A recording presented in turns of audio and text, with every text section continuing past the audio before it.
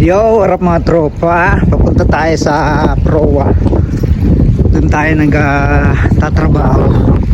Nabanggit ko na ba sa inyo na dalawa kami dito na Peter, Deck Peter nga gusto dito sa amin ang kapitan kasi most of the time dito kami nagtatrabaho sa deck kubierta. Sa makina, mga engineer lang nandun.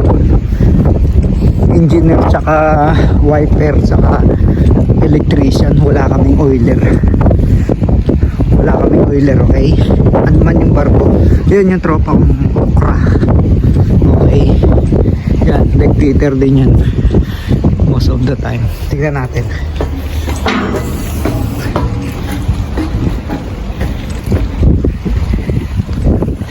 Yan, siya yun, hindi ka masyadong pwedeng mag ano ngayon, sikahan.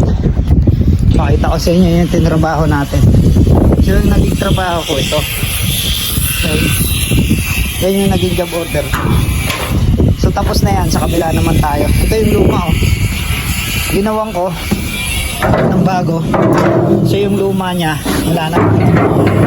Bulok na.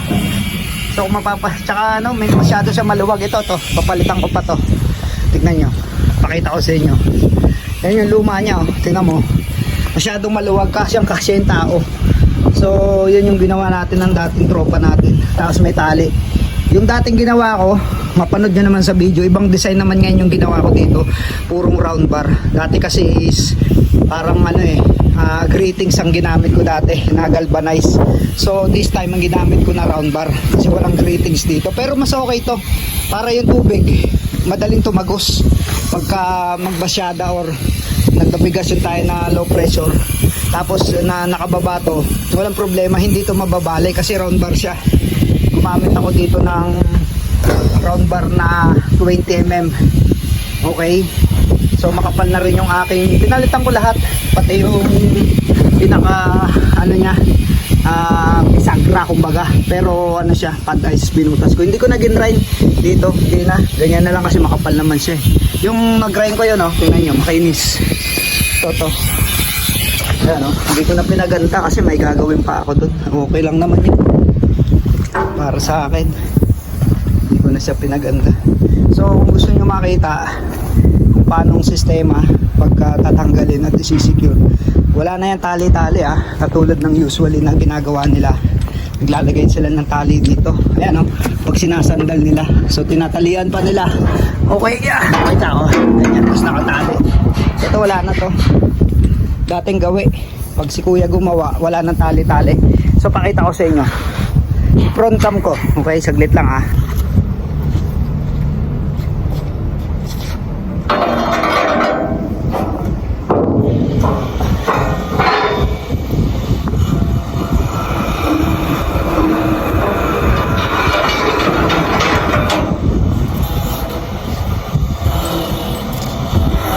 gamitin lang natin stainless number 30 lock.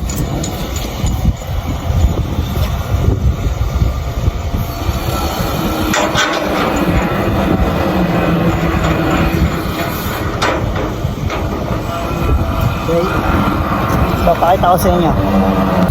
So ganyan ginawa natin.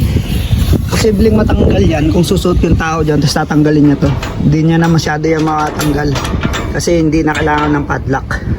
Okay, especially kung nasa puerto, higpitan mo lang yan, may dala ka lang na spanner, di na yan matatanggal. Posibleng makalusot kamay nyo dyan mag spanner, lalambitin siya dyan. So kung tatanggalin to, ganito lang. Okay, syempre stainless yan, hindi yan kakalawa. Nakaprasin mo ha? O sige, bukas na rin. Bubuksan mo ba hindi? Yan, o nakasarado lang. Iangat pa rin.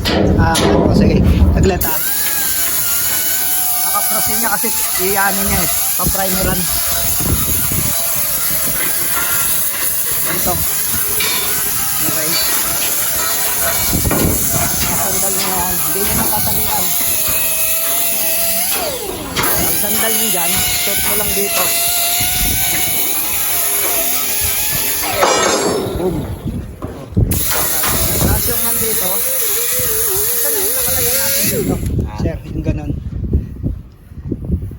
Wala. Ito yung panlagay ko doon. Tsaka nagkarga kami, tinatapon lang yung ganito. Yung pinaka turnbuckle. Turnbuckle to eh. Tinatapon lang kaya ang dami. So pwede natin gamitin. Tinatapon lang sa scrapan kasi general cargo tayo eh. So, pwede nyong gamitin. Kahit di na kayo magbilog ng round bar. Ayan o. Bilog na bilog. Ayan o. Diba? Tinatapon lang to. General cargo tayo. Pakitanggal mo nga doon. Ito yan. Itong panglagay dyan. Ganyan o. Yun. Ito kasi para to sa lock. Dito. Para parang lock yan. Para hindi na kailangan ng kandado. Stainless naman yan.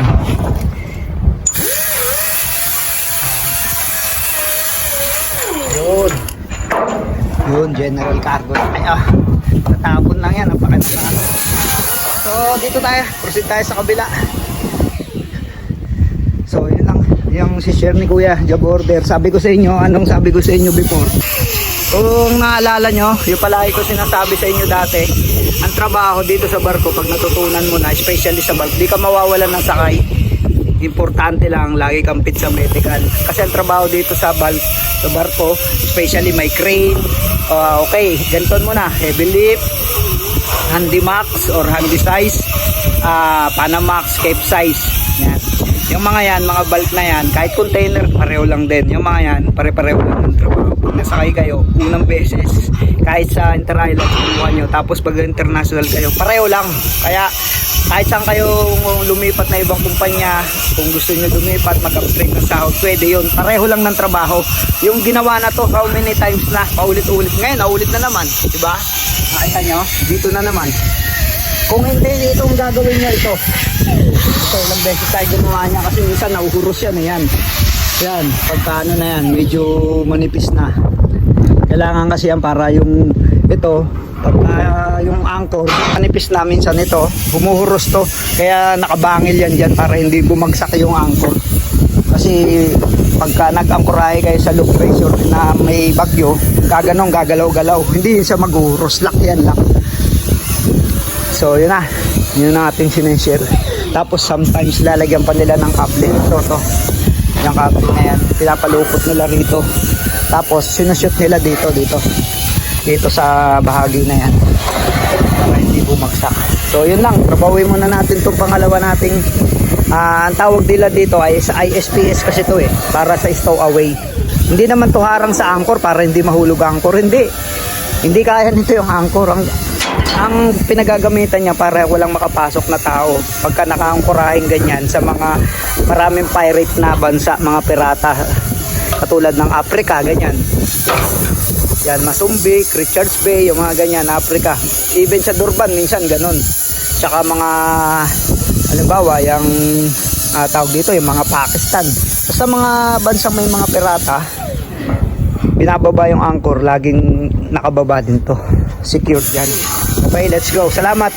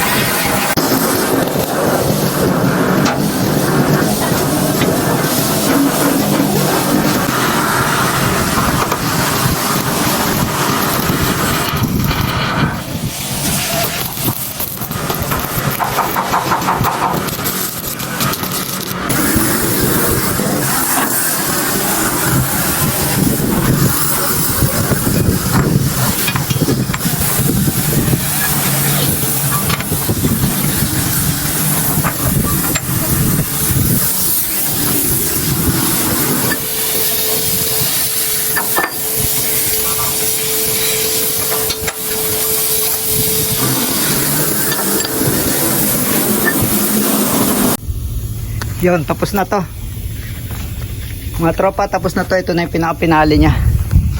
So ano na lang nila yan, lilinisin na lang uli nila, kakaprasin. Medyo kakatukan ko rin ng konti. So ganun pa rin, tatanggalin ko lang yan. Okay, wala na yung tali-tali, yung usual na ginagawa sa ibang mga previous na mga sinasakyan natin. Wala na yun, tatanggalin mo lang to, boom. Okay, tapos balik mo dyan para hindi mawala, lilinisin nila niya. Tapos ito rin, Nakasandal na yan. Hindi na natin lalagyan dito kasi hindi na siya mahulog. Nasa gitna na siya. Okay na yan. Tapos tatanggalin mo yun dyan. Tapos boom. Yan, medyo masikip lang yan. Pero okay naman yan. Wala ang problema doon. Tapos hindi ko na rin nilagyan dito kasi matibay na siya kasi malalak na siya dito eh. Yan o. Pansin nyo. Magiging ganyan. Boom. Lock na siya doon. Tapos lock na siya dito. Kunan natin dito ng pang-lock. Ito. Excuse me. Ano yung pag-grind sa lalamunan. Yan, usually tapos na yan. O, pwede nila dito padaanin sa kabila. Hindi ko na dito nilagay dito sa likod. Yan, lock lang nilang ganyan. Boom. Okay na yan. Higpitan nila to. Posible namang matanggal pa yan pagka nakahigpit to. Eh yung mga ano, wala naman dalang 30 spanner yun. Tsaka to stainless to. Kaya pang matagalan. Diba? Tinuturo ko dito sa trabaho na to yung mga possible na pwede nyong gayahin. Okay? So hindi na siya dyan makakadaan. Kung makakadaan man siya dyan eh. Kasi itong ano, moving yan. Hindi mo pwedeng isagad to dito. Ito. Huwag nyo sasagad dito kasi moving to. Tignan nyo. Napunta siya sa kabila. Depende yan sa alon, doon sa magiging angkorahin ninyo kung low pressure. Pero kadalasan yan, ganyan talaga yan siya kasikip, hindi siya sobrang luwag. Okay? So yan, finished product na yan. Ay, gagrinderin ko pa pala to konti. Ang kapal nito ha, gagrinderin ko tong konti. Yan o. Katulad nito, makinis. So yun, ito yung, tapos na to mga tropa. Kape na tayo, last gis na oh, mag-last gis na. So tingnan niyo yung kabila, naka-primer na. Yan. Oh, binaba nila. Nasa na kaya yung ano naman nito? Nawala na naman yung panglagay. Ayun. Pala. Saan nila pinaglalagay kaya nawawala eh. So lalak mo lang. Lalak lang na ganyan yan. Okay? Ito patayo to, patayo. Ayan oh, patayo to. Yan. Mas lalak lang. Saan na naman nila nilalagay? Nangatok sila eh. Kailangan nakaganyan yan. Para hindi nila iningatan kasi hindi sila gumagawa eh. Baka mahulog ba. Yan, tsaka saglit ha. Isang kamay lang kasi ako eh. Yun, oh, yan na. Ayan oh. Nyo. Posible matanggal nila yan. So yun lang. Salamat sa panonood. God bless you sa inyo lahat.